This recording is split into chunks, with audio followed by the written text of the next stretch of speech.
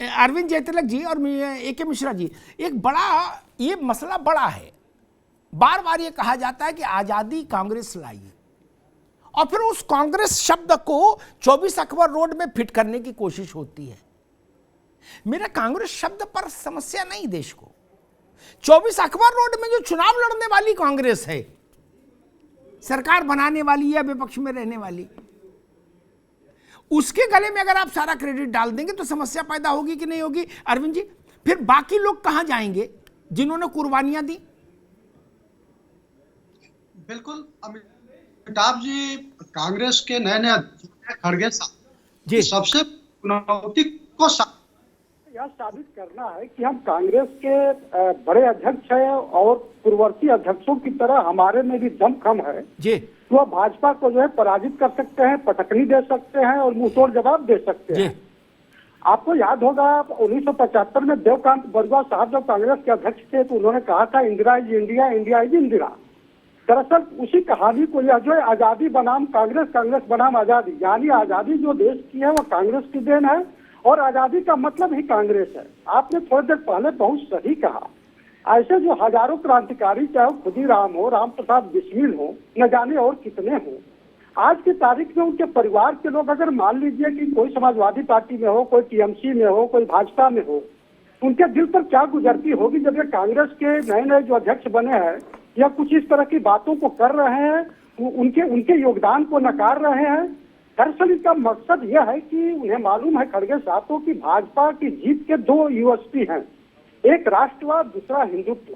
तो दरअसल वह राष्ट्रवाद, भाजपा के राष्ट्रवाद की लड़ाई को जो है भोथरा करने के लिए कहीं न कहीं उसके डीएनए को ले जाकर के आजादी की लड़ाई से जोड़ते हैं। दरअसल खड़गे साहब को लगता है कि अगर भाजपा के राष्ट्रवाद को अगर छद्म राष्ट्रवाद साबित कर दिया जाए आजादी की लड़ाई से जोड़ करके, तो भाजपा को उसी के जो है अखाड़े में चित किया जा सकता है।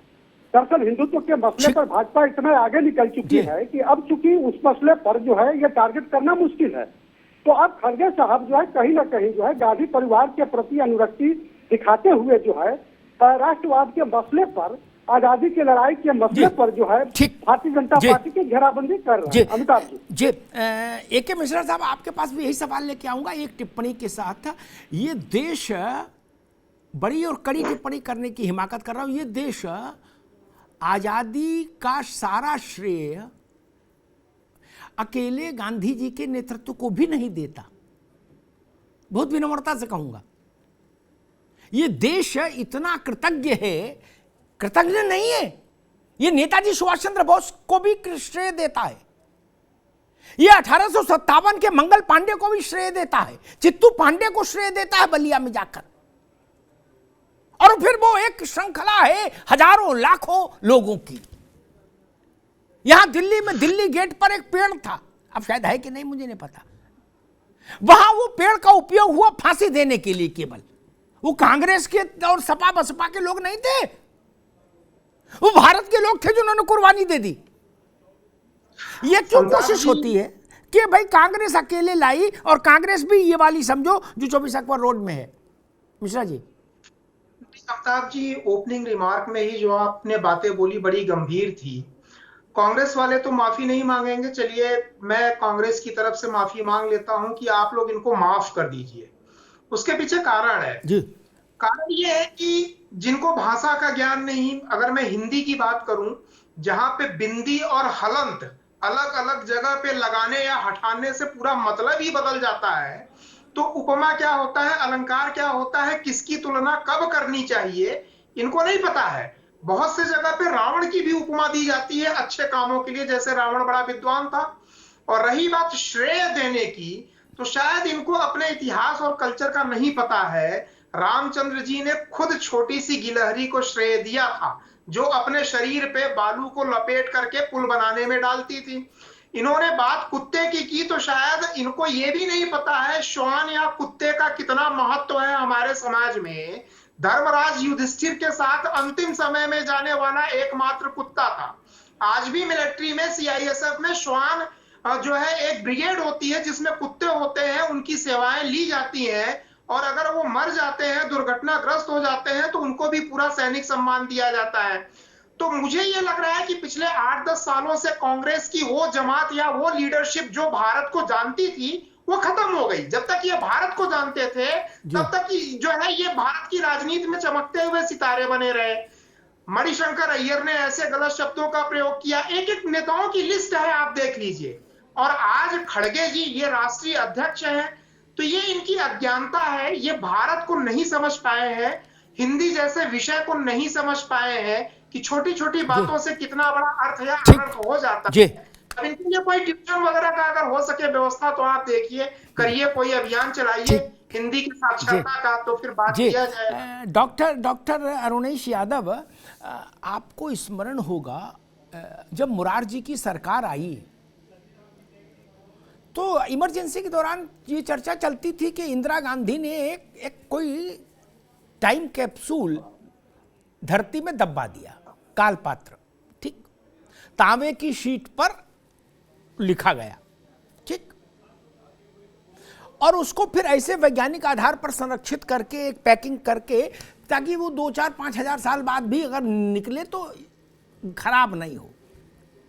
वो आ जाइए, जनता पार्टी वाले भी भाई आप कांग्रेस के विरोध में ही आए थे जीतकर, इन्होंने उसको खुदवा दिया। अरुणेश जी, उसमें सुभाष चंद्र बोस का जिक्र नहीं, उसमें भगत सिंह का जिक्र नहीं, अंबेडकर का जिक्र नहीं, पटेल का जिक्र नहीं, तिलक का जिक्र नहीं, गोखले का जिक्र नहीं। क्या बताया? गांधी को थोड़ा सा छींटा मार दिया। जब गांधी को हटाना तो फिर बहुत ही मुश्किल मामला था, बोले नहीं एक गांधी भी थे, वो भी कुछ कुछ करते थे टाइप का। उसके बाद स्टोरी कहाँ शुरू हुई? मोतीलाल जी आए, नई रोशनी लाए, जवाहरलाल जी आए, देश को में क्रांति हुई, और इंदिरा जी ने फिर नेतृत्व किया और देश को आजादी मिल गई, जबकि इंदिरा जी की उम्र ही उस वक्त बच्चों जितनी थी, ठीक। जब वो निकला तो हाय मची। ये तरीका ठीक है क्या अरुणेश जी? और फिर भी खड़गे कह रहे हैं कि केवल आजादी हम ही लोग लाए। यादव जी आप फिर से उस बयान को सुनिए, उसमें कहीं भी ये नहीं कहा गया है कि सिर्फ कांग्रेस ही ने ही देश को आजाद करा। ये ना वो कह रहे हम लोग आजादी लाए। अब खड़गे जी का मतलब तो खड़गे जी यही कहेंगे, हम लोग मतलब कांग्रेस। योगदान रहा, हम लोगों का योगदान ना ना ना ना ना ना आजादी दिलाई, हाँ, जो हमने आजादी लाई, जो हमने आजादी दिलाई, ये शब्द हैं, जो हमने आजादी लाई। खड़गे का इस्तेमाल नहीं है, सिर्फ शब्द का इस्तेमाल नहीं है। और दूसरी बात, जो आप नेताजी सुभाष चंद्र बोस की बात कर रहे हैं, तो वो भी कांग्रेस के अध्यक्ष रहे हैं। अरे तो उनका जिक्र होगा कालपात्र में, था होना कि नहीं चाहिए था कि नहीं? सभी लोगों का जिक्र है, सभी लोगों का जिक्र है। और दूसरी बात जो आप कह रहे हैं, मुझे बड़ा अच्छा लग रहा है, आज आप सब लोग पानी पी पी के कांग्रेस को कोस रहे हैं, लेकिन इस चीज को नहीं भूलना होगा हमें कि जब से देश आजाद हुआ है तब से लेके अब तक देश में जो कुछ भी हुआ, जितना भी देश का सिस्टम बना, एक समय जब देश आजाद हुआ था तब ये कहा जा रहा था कि इतने सीमित साधनों और संसाधनों के बाद तो देश 5 साल तक नहीं चल सकता, क्योंकि स्थितियां उस समय बहुत खराब थी। लेकिन अब हमारा देश एक बहुत बड़ी विश्व शक्ति है हर मामले में, तो उसमें कहीं ना कहीं जो योगदान है निश्चित तौर पे कांग्रेस पार्टी का ही है।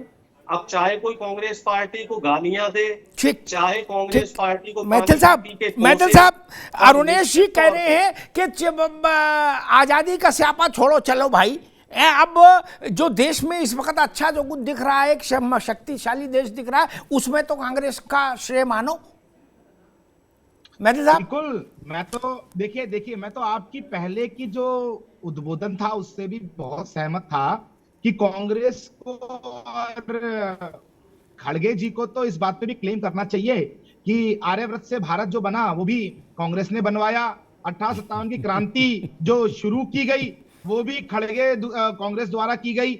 और साथ ही साथ इस देश को जो मैं ये कहूंगा कि इस देश के अंदर यदि आज जो विश्व की महाशक्ति बन गया है देश, वो भी कांग्रेस की ही देन है जो कह रहे हैं। लेकिन मैं कहना चाहता हूँ कांग्रेस ने दिया क्या इस देश को? देश क्या सावरकर साहब जो बुलबुल पे बैठ के देश का भ्रमण कर रहे थे, उससे देश आजाद हुआ है क्या? सावरकर साहब ने जो माफी भरे पत्र लिख के भेजे थे अपनी जी हुकूमत को, उससे देश आजाद हुआ है क्या? सावरकर साहब ने जो माफीनामे भेजे, सावरकर साहब ने जो आजीवन ब्रिटिश हुकूमत से पेंशन ली, उससे देश आजाद हुआ है क्या? इस देश को कांग्रेस ने दिया है कि इस देश के क्रांतिकारियों का नाम भारतीय इतिहास में नहीं है। इस देश को कांग्रेस ने दिया है कि भारतीय सेना ने अपने पौरुष से कराची तक और रावलपिंडी तक 1971 में झंडा फहरा दिया था। इन्होंने पाकिस्तान के जो बांग्लादेश को आजाद कराया था, तो उस समय भी भारतीय जनता पार्टी की सरकार थी क्या? जब बांग्लादेश आजाद हुआ तो उस समय भी भारतीय जनता पार्टी की सरकार थी। मुक्त कर दिया। देश के ऊपर लगातार कलंक लगाने वाले, देश की सेना का अपमान करने वाले आज बैठकर ध्यान दे रहे हैं। शर्मानी चाहिए। भारत के क्रांतिकारी रोशन हुआ है वो जब सावरकर साहब बुलबुल पे बैठ के देश का भ्रमण करते थे, तभी देश का नाम रोशन हुआ है। किस प्रकार कांग्रेस ने तो देश के लिए कुछ नहीं किया, सिर्फ सावरकर साहब का, सिर्फ आरएसएस का, वही आरएसएस जो मुस्लिम लीग के साथ मिलकर चुनाव लड़ती थी, वही आरएसएस टू नेशन पॉलिसी को सपोर्ट करती थी। अच्छा, एक मिनट रुकिए अरुण जी, अलायंस पर छोड़ो, उस चक्कर में मत पड़ो।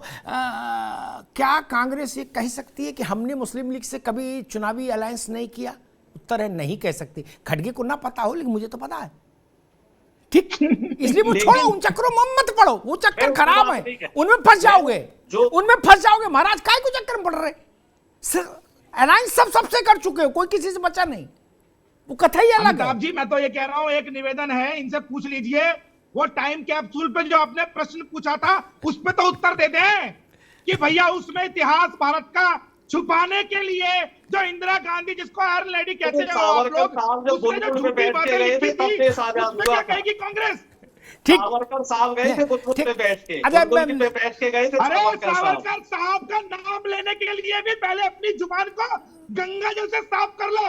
वो वीर स्वतंत्रवीर सावरकर थे जिन्होंने अंग्रेज हुकूमत से आदमी माफी भी नहीं मांग सकता है इतना। अच्छा, एक मिनट रुकिए, अंग्रेजों से अपनी उंगलियों के नाखूनों से उस सेलुलर जेल की दीवारों पर भारत के इसीलिए आजकल पेंशन लेते रहे सावरकर साहब, पेंशन भी लेते रहे सावरकर साहब, आपको जानकारी होगी, अंग्रेज हुकूमत से पेंशन भी लेते रहे।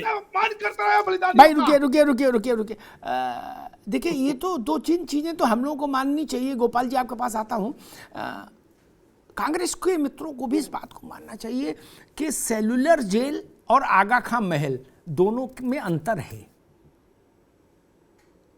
आगा खां महल जिन लोगों ने देखा है वो जानते होंगे, है ना, नजरबंदी उसमें भी हुई है बड़े नेताओं की, लेकिन वहां का गुसलखाना इतना बड़ा था जितने में सेलुलर जेल की 6 बैरक समा जाए।